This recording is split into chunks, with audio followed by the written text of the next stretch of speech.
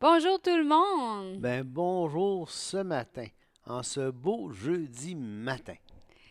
Ça fait plusieurs fois qu'on vous dit ça, vous le savez pas, là, mais On a recommencé quelques fois, problème de son, problème de ci, problème de ça. puis c'est ça.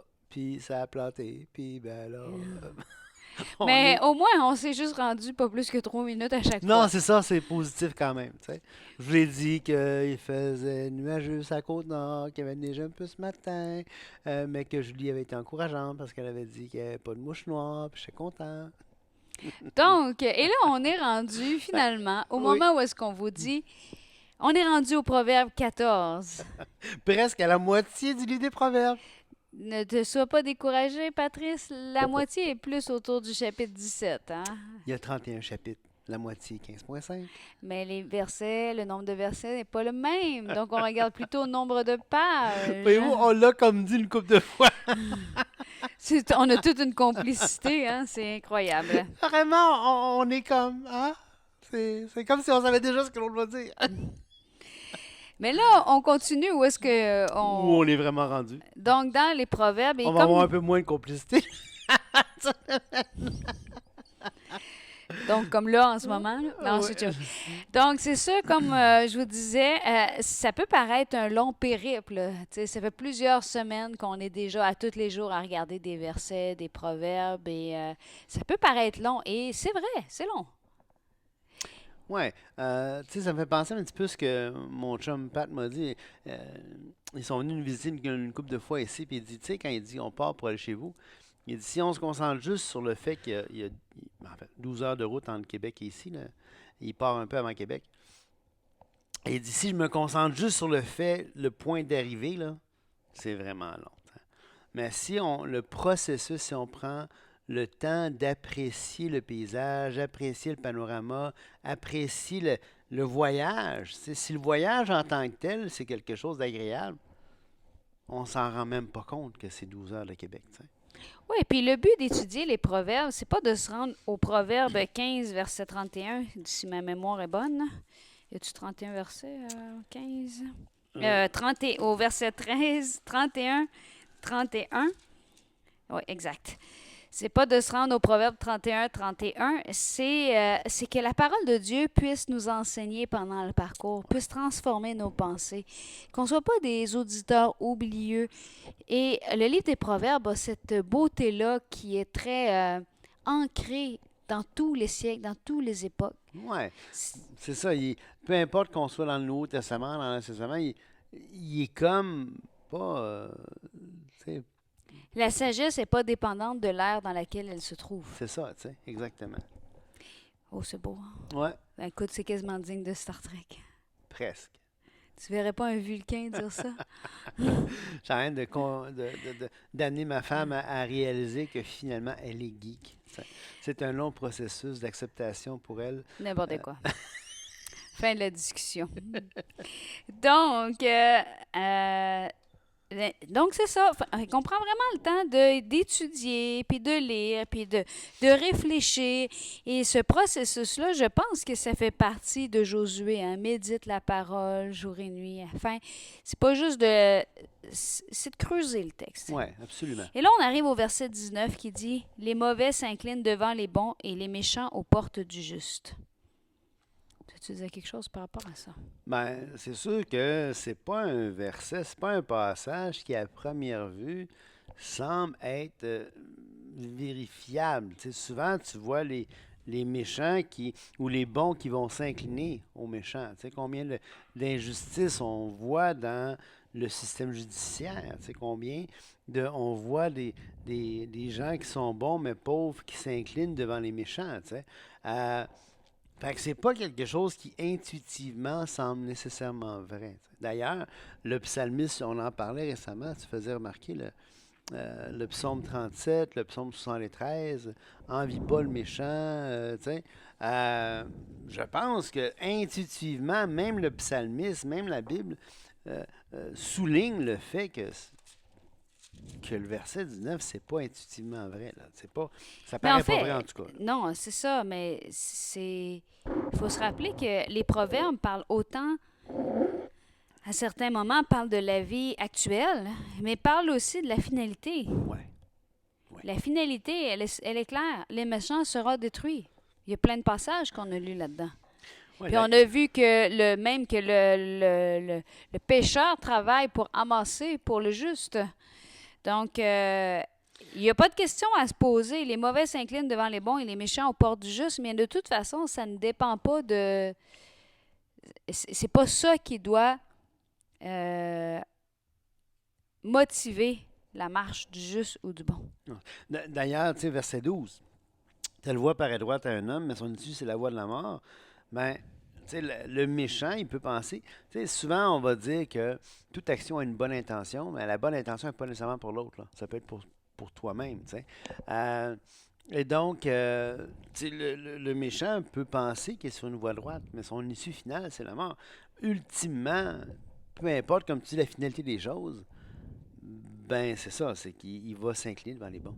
Ou en tout cas, en plus, il va s'incliner devant le bon, hein, le seul qui a droit d'une manière propre à ce titre de bon. Hein. Jésus va Sa dire nature. sa nature même de bon, là, Dieu lui-même. Tout le monde va s'incliner devant Dieu. Tout genou, au nom de Jésus, tout genou vont fléchir. Fait que, ultimement, tout le monde va s'incliner devant Jésus, t'sais, devant Dieu, puis donc devant le bon. T'sais. Si on continue au verset 20, le pauvre est odieux même à son ami, mais les amis du riche sont nombreux. Celui qui méprise son prochain commet un péché, mais heureux celui qui a pitié des misérables. Ceux qui méditent le mal ne s'égarent-ils pas? Mais ceux qui méditent le bien agissent avec bonté et fidélité. Tout travail procure l'abondance, mais les paroles en l'air ne mènent qu'à la disette. La richesse est une couronne pour les sages, la folie des insensés est toujours de la folie. Dans le passage qu'on vient de lire, on peut avoir l'impression que l'auteur change de sujet. Ouais.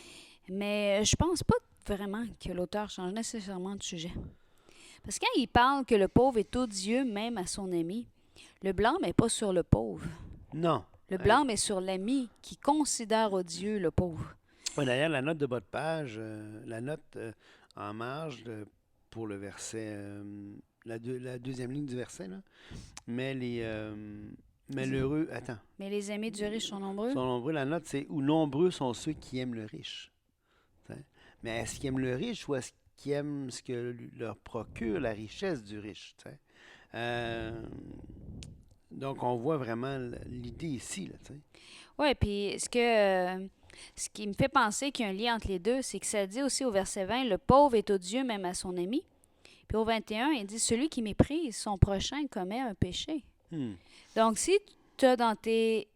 si, dans le fond, ce que ça dit, c'est si en tant qu'ami, tu considères le pauvre odieux, bien, tu es en train de mépriser ton prochain et tu commets un péché. Ouais. Mais heureux est celui qui a pitié des misérables. Alors là encore, le misérable rappelle le mot pauvre.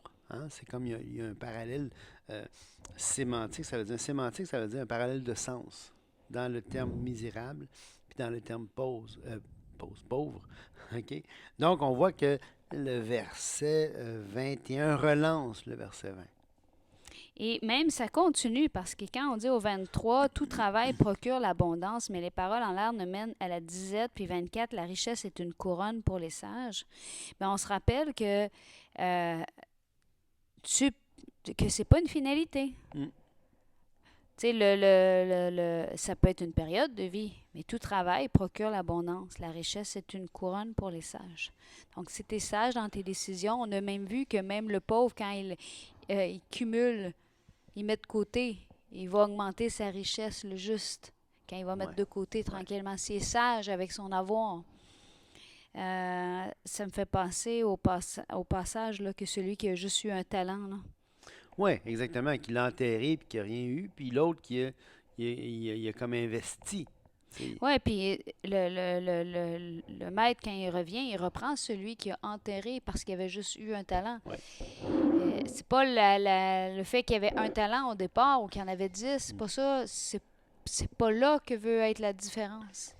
La différence, c'est qu'est-ce que tu as fait avec ce que tu as au départ. Oui, exactement. Tout travail procure l'abondance, mais les paroles en l'air ne mènent qu'à la disette. Tu sais, ah ouais, je vais faire ça, moi, je vais faire ça. va faire ça, là. Ouais, la semaine prochaine, je vais aller porter mes CV, là. Demain, Demain. après-demain. Ah, Ça, c'est c'est pas ça. les paroles en l'air, des paroles Hmm. dites. Ça veut pas dire qu'on peut pas partager des projets à quelqu'un, même si on n'est pas sûr Non, c'est qu'ils ça. vont se... Si ça se peut, je le ferais, ou j'ai le goût de faire ça, ou moi, je vois qu'on pourrait faire ça, ou tu sais, avoir des plans futurs, sans que ces plans-là Des paroles en l'air, hein. soient des paroles en l'air. Ça peut être des rêves que tu partages, tu sais. Mais en même temps, les paroles en l'air, ça existe, puis ça a des conséquences, tu Ça amène qu'elle la disette. Dans sais. le Ouais. fond, c'est quand tu dis... je vais donner un exemple là, concret. Là. Je veux m'améliorer à la guitare. Quand même que je dis qu'à tous les jours, je veux pratiquer, puis que je le fais pas, ben ça reste une parole en l'air. Ouais, c'est ça. C'est pas un engagement. Ça peut être un projet que j'ai à très, très long terme. Ah, je veux m'améliorer à la guitare. Mais tant que je ne changerai pas mon attitude pour le faire, Ouais, que je vais continuer à le dire en l'air, ben il n'y aura pas de changement. Ça va rester le même. exact. C'est pas la disette, là. Je vais pas mourir de faim parce que je m'améliore pas à la guitare. Mais ce que je veux dire, j'essaie de donner un exemple concret de parole en l'air dans un projet. Ouais, ben c'est sûr que dans le contexte du livre des Proverbes, on est dans une culture qui est essentiellement agricole, hein. Si tu veux faire, si tu veux, tout le monde a son terrain ou à peu près, puis tout le monde peut. Fait que c'est sûr que c'est. OK, je vais donner un exemple plus concret. On va faire une serre. Oui, on va faire une serre. Ouais, on va faire une serre. Faudrait bien appeler pour le permis, hein. Ouais, on va faire une serre. Ah, eh ben tiens, on a appelé pour le permis. Ouais, on sait pas quoi la grandeur. On s'il faudrait acheter le plat. Ouais, puis 2 ans plus tard. Non, Ouais, non, exactement. C'est là que, tu sais, à moins que tu commences à mettre des actions à tes paroles, ben ça demande des belles idées, tu sais. Mais tu peux pas tu les les concrétiseras concrétises pas. pas. Hey, tu vois? Tout On n'avait travail, pas répété celle-là, là, puis ça marchait parfaitement bien. tout travail procure l'abondance. Et si on revient au verset 22, ceux qui méditent le mal ne s'égarent-ils pas? Hmm. Mais ceux qui méditent le bien agissent avec bonté et fidélité. Ça, c'est extraordinaire. On en a parlé. Julie t'a cité souvent Josué 1,8. Euh, on a parlé de l'homme bon, le trésor du cœur, ça va sortir. Tu sais, ce que tu vas. Voyons. Ce dont tu te nourris Voilà, merci. Ce dont tu te nourris va avoir des répercussions sur comment tu vas agir agir envers, tu sais, envers tout le monde. envers tout le monde. Tu sais, si toi, là, dans ta méditation, tu regardes comment tu peux blesser, comment tu peux, tu sais, essayer de t'en tirer avec le plus possible, si ta méditation est sur toi, sur ton nombril, ou si ta méditation est sur le bien, parce que le bien, là, C'est pas envers toi, bibliquement, là, c'est ça, c'est pas envers toi, c'est les autres.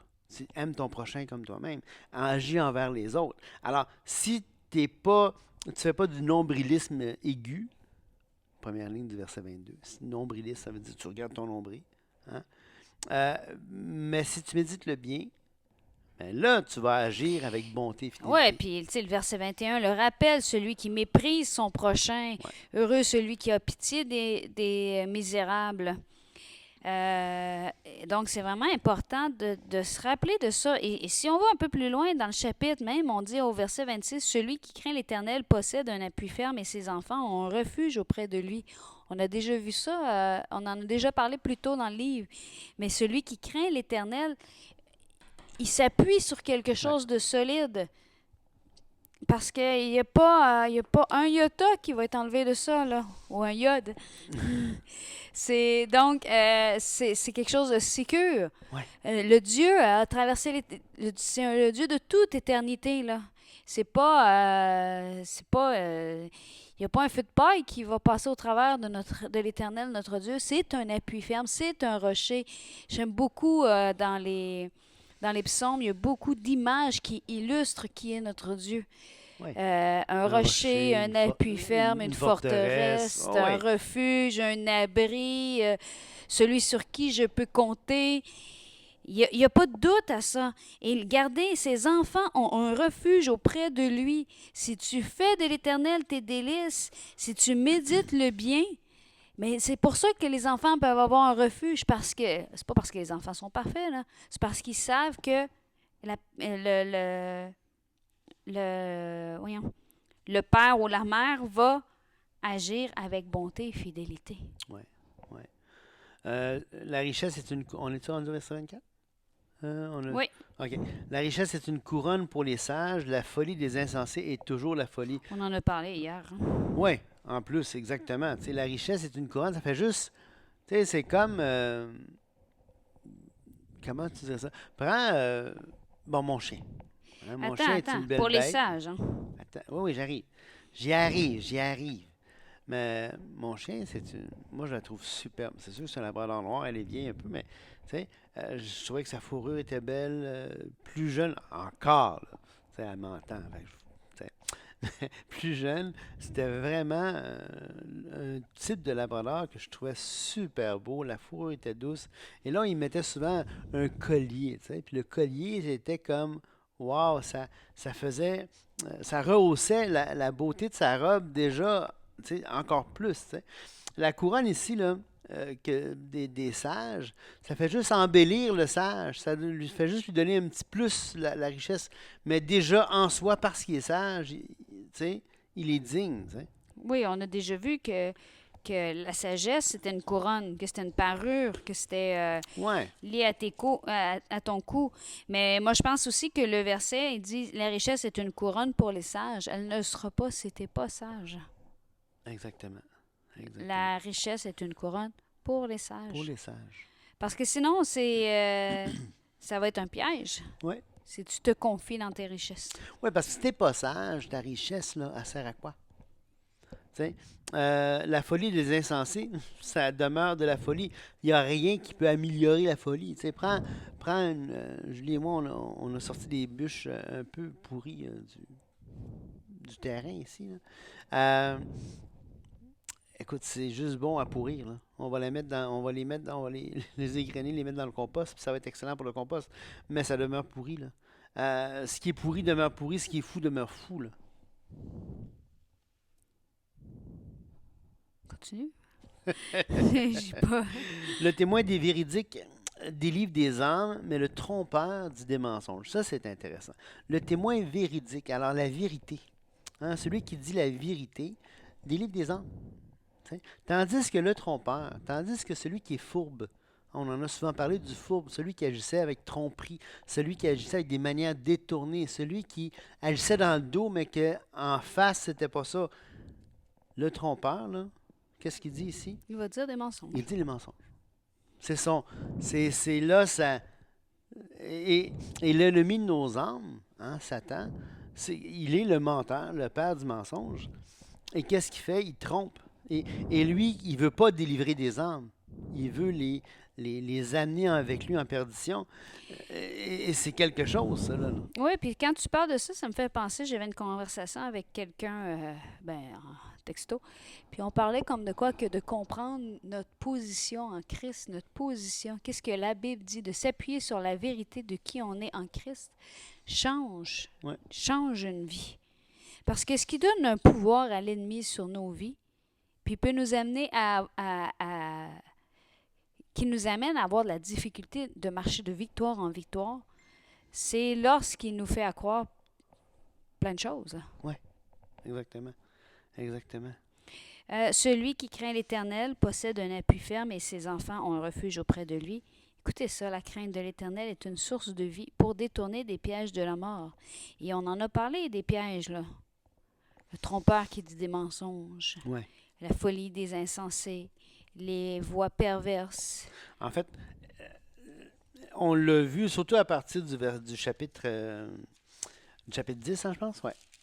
Où est-ce que, à tout bout de champ, l'auteur des Proverbes va émettre un contraste entre la justice et la méchanceté. Entre la droiture. Et c'est ça, entre la droiture et l'injustice. Il va dire, par contraste, il explique tous les pièges qu'il faut éviter. Tu sais, ben, peut-être pas tous, mais un bon nombre de pièges, tu sais, à éviter. Puis rappelez-vous, ici, on avait vu on avait déjà parlé de ce verset-là quand on a fait le 13-14, je le rappelle quand même. L'enseignement du sage est une source de vie pour détourner des pièges de la mort. Puis ici, on a celui qui la crainte de l'Éternel est une source de vie pour détourner des pièges de la mort. Puis on avait vu, ben, pourquoi là on a l'enseignement du sage, puis on a la crainte de l'Éternel, parce que le commencement de la sagesse, c'est la crainte de l'Éternel. Voilà. L'enseignement du sage, il ne commence pas par dire crains l'Éternel, fais de l'Éternel de tes délices, découvre l'amour que Dieu a pour toi dans la parole de Dieu, ben, tu ne peux pas le qualifier de sage selon les critères bibliques. Je trouve que ce qui est intéressant, je lis dans tout ce qu'on lit jusqu'à présent du livre des Proverbes, puis j'aime beaucoup le temps qu'on a de discussion comme ça parce que ça me fait. Je l'ai lu souvent, le livre des Proverbes. Hein. À un moment donné, on le lisait tous les mois. Moi-même, plus jeune, je le lisais souvent. À chaque fois que je passe à travers la Bible, je le lis. Euh, mais là, de s'arrêter comme ça, puis de discuter, puis de jaser dessus, je réalise encore plus comment. Tu sais, c'est facile, on en a parlé, mais c'est facile de voir le livre des Proverbes comme des maximes toutes décousues les unes des autres. Mhm. Hein? Comme si il y avait eu un sac rempli de biscuits chinois, là. Puis qui prend un biscuit, il le casse. Ah, ben, on va mettre ça là. Ah, un autre biscuit chinois, il le casse. Maintenant, c'est pas comme ça, là. Tu vois vraiment qu'il y a quand même une réflexion, il y a il y a un lien, il y a comme Il y a un fil il y a un fil conducteur. conducteur dans le livre des Proverbes qui est important, qui est intéressant à voir, tu sais. Et on l'a vu dans la forme en parallèle, dans la forme des parallèles synonymiques, antithétiques. On a parlé aujourd'hui de parallèles sémantiques. On a parlé de chiasme. On a parlé de toutes sortes de structures dans le livre des Proverbes. Mais on voit vraiment ce fil conducteur, puis c'est important de le réaliser puis de l'étudier, ce fil conducteur-là. Hein. Oui, et puis le fil conducteur nous a été présenté au chapitre 1. Mm. Tu sais, l'introduction, ce livre-là est écrit pour que tu connaisses la sagesse et l'instruction, pour que tu comprennes les paroles de l'intelligence, pour recevoir des leçons de bon sens, de justice, d'équité et de droiture. Hmm. Que le sage écoute, il augmentera son savoir, que celui qui est intelligent acquérera de l'habileté. Et là, au verset 7, la crainte de l'Éternel est le commencement de la science. Les insensés méprisent la sagesse et l'instruction. Il a qualifié l'insensé dès le départ. Là, l'insensé, c'est celui qui méprise la sagesse puis et l'instruction. Puis la crainte de l'Éternel est le commencement de la connaissance, du savoir. Euh, Et tout le long, on voit dans le premier chapitre, là, on s'en rappelle, là, on avait vu écoute l'instruction, rejette pas l'enseignement. C'est une couronne de grâce pour ta tête. Oui, exactement. Exact. Puis après, dans le premier, on voit, il va y avoir des pécheurs qui vont vouloir venir te séduire. Faut pas sur leur chemin. Non, C'est non. comme si pendant tout le reste du livre, il nous amène ces images-là de justice, d'équité, de droiture. Il nous ramène les pécheurs qui veulent te séduire, les façons de faire, pas seulement des gens, mais on a parlé de l'argent, de l'avarice. On a parlé du mensonge, de l'attrait de vouloir se protéger soi-même. On a parlé de l'orgueil. On a parlé de plein de choses qui sont des combats réels. On a parlé de la Ouais. colère. Puis c'est des combats pour le croyant ou le non-croyant. Là. Tu sais, le croyant qui veut marcher dans son intégrité, comme le non-croyant qui veut marcher dans l'intégrité. En passant, ça existe.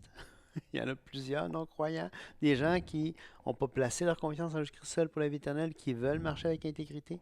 Il y en a plein. Par contre, ça ne les sauve pas. Hein, c'est bien qu'il faut comprendre que le salut n'est pas à vendre. Le salut ne s'achète pas, ne s'acquiert pas. Le salut, c'est placer sa confiance en Jésus-Christ seul pour la vie éternelle. Ça, c'est indépendant de la justice ou des actes de justice que quelqu'un peut faire. C'est un don gratuit. C'est un don gratuit. Donc, par contre, l'intégrité, donc c'est un combat. C'est un combat de tous les jours. Est-ce que je vais marcher avec intégrité ou pas? Est-ce que je vais me soumettre à la parole ou pas? Quand la parole est enseignée, est-ce que je vais l'écouter comme si Dieu me parle? Parce que quand la Bible parle, c'est Dieu qui parle. Et si elle est prêchée, si elle est enseignée, est-ce que je vais l'écouter comme telle? Est-ce que je vais vérifier chaque jour dans les Écritures ce qui m'est enseigné? Ben oui, c'est ça. Et si c'est vrai, c'est vrai. C'est tout. Puis je dois l'assumer, puis je dois le prendre pour ma vie. T'sais. Peu importe que ça soit un enfant qui partage à l'école du dimanche, peu importe que ça soit ma femme qui me reprend parce que Patrice a dit là, tu penses que c'est pas juste ce que tu fais, ou que ça soit. Moi? Non, tu fais jamais ça. Des fois. Puis je suis reconnaissant à chaque fois qu'elle le fait. Comme elle est reconnaissante quand c'est moi qui va la reprendre, c'est plus rare. Mais, Mais non. mais ce que je veux dire, c'est que. Ça, c'est ton Il faut que tu me reprennes. C'est comme ça qu'on grandit. Oui, exactement. Puis, quand le prédicateur prêche, s'il me parle, je dois seulement l'accepter, tu sais.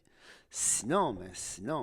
C'est ça, parce qu'on se rappelle, là, vraiment, on...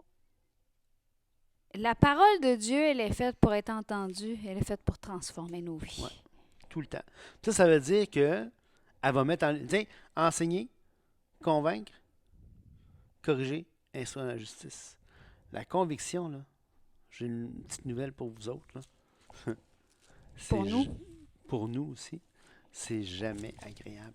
Non, c'est jamais le fun de réaliser que tu es dans le champ. Hein? C'est jamais le fun de réaliser que tu es dans le champ.